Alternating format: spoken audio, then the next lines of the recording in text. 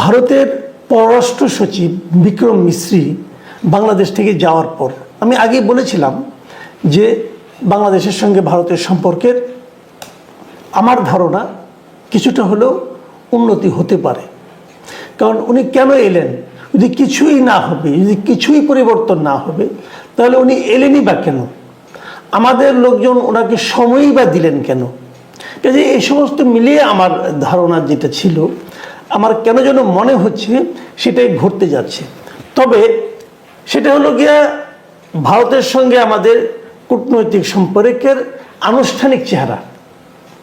কারণ এটা বললাম এই কারণে বিক্রম মিশ্রি ওখানে যে তাদের পররাষ্ট্র বিষয়ক যে কমিটি আছে, সংসদীয় স্থায়ী কমিটি, সেখানে যে উনি ব্রিফ করেছেন যে উনি বাংলাদেশে গিয়েছিলেন, বাংলাদেশ থেকে কী পেলেন না পেলেন, বাংলাদেশের লোকজন তাকে কি বলেছে, এগুলি নিয়ে উনি কিন্তু এই সংসদীয় স্থায়ী কমিটিকে ব্রিফ করেছেন। এবং ব্রিফ করার ক্ষেত্রে আমাদের একটা জায়গায় যে আপত্তি ছিল, খুব সিরিয়াস আপত্তি ছিল আমাদের, যে শেখ হাসিনা ভারতে বসে বাংলাদেশের বিরোধী যে প্রচারণা চালাচ্ছে, এটাকে আমাদের অন্তর্বর্তী সরকার পছন্দ করছে না। এই বিষয়ে কিন্তু বিক্রম মিশ্রি তাদের যে পররাষ্ট্র মন্ত্রণালয়ের পররাষ্ট্র বিষয়ক যে স্থায়ী কমিটি, সেখানে ব্রিফ করতে গিয়ে উনি নিজে স্পষ্ট ভাষায় বলেছেন যে বাংলাদেশের অন্তর্বর্তী সরকারকে নিয়ে ক্ষমতাচ্যুত প্রধানমন্ত্রী শেখ হাসিনার সমালোচনায় ভারতের সায় নেই। শেখ হাসিনা যেটা করছেন এটাকে ভারত সায় দিচ্ছে না। তো তাহলে সে করছেন কিভাবে?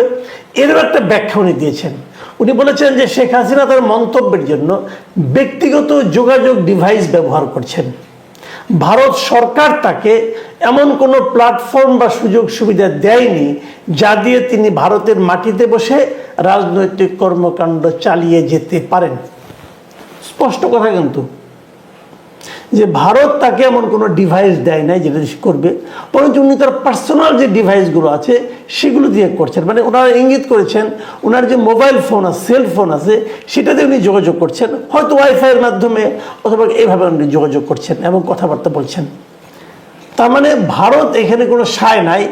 ভারত চায় না যে শেখ হাসিনা ওখানে বসে আমাদের দেশ সম্পর্কে, আমাদের সরকার সম্পর্কে কোনো ধরনের বিরূপ মন্তব্য করে। আমি মনে করি এটা একদম দৃশ্যমান একটা ডেভেলপমেন্ট। কারণ এটা কিন্তু পররাষ্ট্র সচিব যেটা বলছেন, এটা কিন্তু তাদের সরকারের কথা।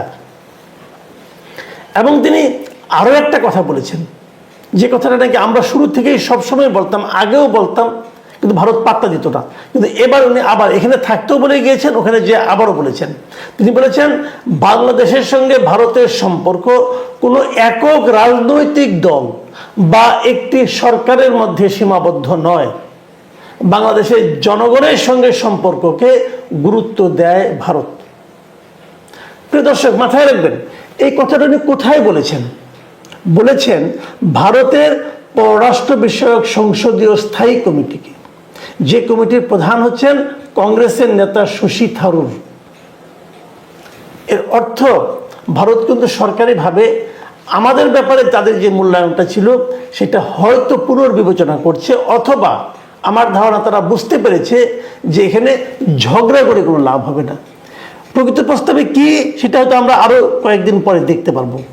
আমার ধারণা পরিস্থিতি সামনে ওনারা বুঝতে পারবেন যে মন খারাপ করে হয়, মন খারাপ হয়েছে, ওনাদের অনুগত ব্যক্তিরা নাই, এখন মন খারাপ তো হতেই পারে, মন খারাপ হয়েছে, কিন্তু বাস্তবতাকে মনে হয় ওনারা মেনে নিচ্ছেন।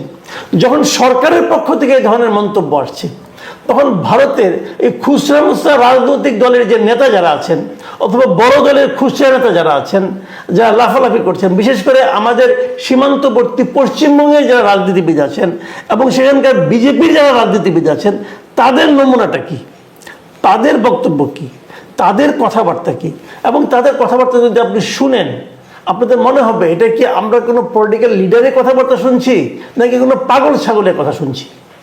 আমি উদাহরণ দিয়ে বলি, গতকালকে ওদের পশ্চিমবঙ্গের উত্তর পশ্চিম ও উত্তর 24 পরগনা জেলার গোয়ালডাঙ্গার বসিরহাটে, এটা বাংলাদেশের সীমান্তবর্তী এলাকা, সেখানে ওদের আমাদের এখানে সাম্প্রদায়িক সংঘাত হচ্ছে এই সমস্ত কল্পিত কাহিনীর উপর ভিত্তি করে তারা একটা প্রতিবাদ সমাবেশ, বিক্ষোভ প্রদর্শন করে। সেখানে হাজির হয়েছিল পশ্চিমবঙ্গ বিধানসভার বিরোধী দলের নেতা শুভেন্দু অধিকারী। এই লোক একসময় তৃণমূল কংগ্রেস করতো, তারপরে বিজেপিতে জয়েন করে বিজেপির একসময় মানে পশ্চিমবঙ্গ রাজ্যের চেয়ারম্যানও হয় সে, এবং এখন সে পশ্চিমবঙ্গ বিধানসভার বিরোধী দলীয় নেতা। তিনি যে কথাবার্তাগুলি বলেছেন সেগুলো একটু আপনাদের সঙ্গে একটু শেয়ার করা দরকার। তিনি এখনও বলছেন যে বাংলাদেশের পরিস্থিতি খারাপ হচ্ছে, তারপর বলছে যে আমরা বাংলাদেশের উপর নির্ভরশীল নই, বাংলাদেশই আমাদের উপর নির্ভরশীল। আমরা যদি 97টি পণ্য পাঠানো বন্ধ করি তাহলে আপনারা চাল ও কাপড় পাবেন না, মানে আমাদের কথা বলছে, আমরা নাকি চাল আর কাপড় পাবো না। তারপর বলছে আমরা যদি ঝাড়খণ্ড থেকে উৎপাদিত বিদ্যুৎ পাঠানো বন্ধ করি তাহলে 80% গ্রামে আলো জ্বলবে না। বুঝে নেবেন, আমরা তো ঝাড়খণ্ডে বিদ্যুৎ চাই না রে ভাই, আমরা তো এই হাত থেকে মুক্তি চাই। সে আবার হুমকি দিচ্ছে, আচ্ছা দিতে দেন, আরো শোনেন হুমকির কথা। উনি বলেছেন বাংলাদেশে রাফাল যুদ্ধ বিমান পাঠানোর কথা বলছেন উনি, এবং তিনি বলছেন যে হাসিমারায় 40টি রাফাল বিমান রয়েছে, মাত্র 2টি বিমান পাঠালেই যথেষ্ট হবে। ইন্টারেস্টিং হলো, একদিন আগে গত রবিবার আর কি, সেখানে উনি বলছিলেন আরেকটা সভায় যে বাংলাদেশে রাফাল বিমান পাঠাবেন, ওখানে বলছিলেন যে একটা পাঠালেই নাকি হয়ে যাবে। আজকে অবশ্য বেড়ে 2টা হয়েছে।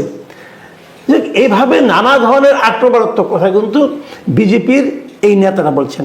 শুভেন্দু অধিকারকে আপনি বিজেপির পশ্চিমবঙ্গের সর্বোচ্চ নেতা হিসেবে বিবেচনা করতে পারেন, তো বিজেপি যারা নাকি রাষ্ট্রীয় ক্ষমতায় আছে তাদের পশ্চিমবঙ্গের আমাদের সবচেয়ে প্রতিবেশী যে সীমান্তবর্তী যে রাজ্য, সেই রাজ্যের যে বিরোধী দলীয় নেতা এবং বিজেপি মুখপাত্র বলা যায় তাকে, সে যখন এই ধরনের উন্মাদের মতো প্রলাপ বকেন তখন প্রশ্ন কিন্তু জাগে যে এতে কি আসলে বিজেপির কোনো সায় নাই।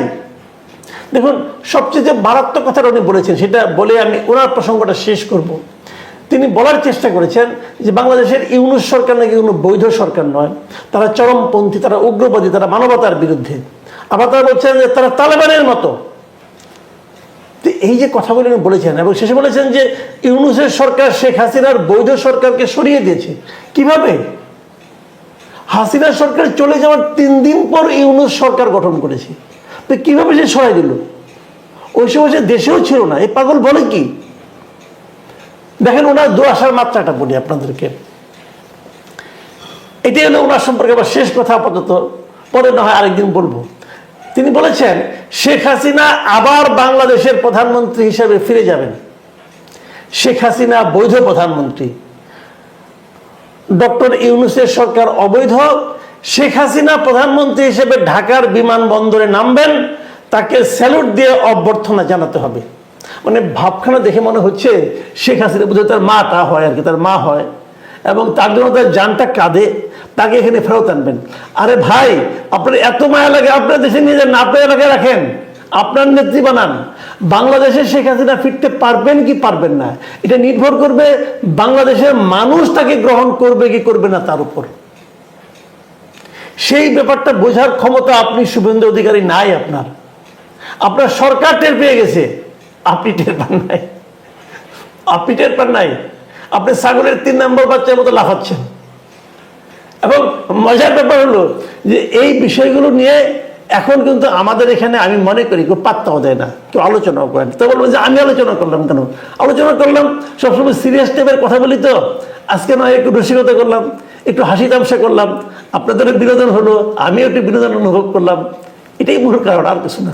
শুভেন্দু অধিকারীকে আমি কোনো পাত্তা দিচ্ছি না, গুরুত্ব দিচ্ছি না, বাট বিক্রম মিস্ত্রির গুরুত্বটা আমি দিচ্ছি। বিক্রম মিস্ত্রির কথায় আমি কিন্তু অনুভব করছি যে ভারতের সঙ্গে ভারত বুঝতে পেরেছে যে বাংলাদেশের সঙ্গে তার সুসম্পর্ক রাখতে হলে বাংলাদেশকে সম্মান দিয়েই কথা বলতে হবে। আগের 15 বছর যে আরাম পেয়ে গিয়েছিলেন, সে আরাম বোধহয় আর এখন পাওয়া সম্ভব না। এটা আমি মনে করি দু দেশের সম্পর্কের ক্ষেত্রে একটা ইতিবাচক পরিণতি হয়তো নিয়ে আসবে।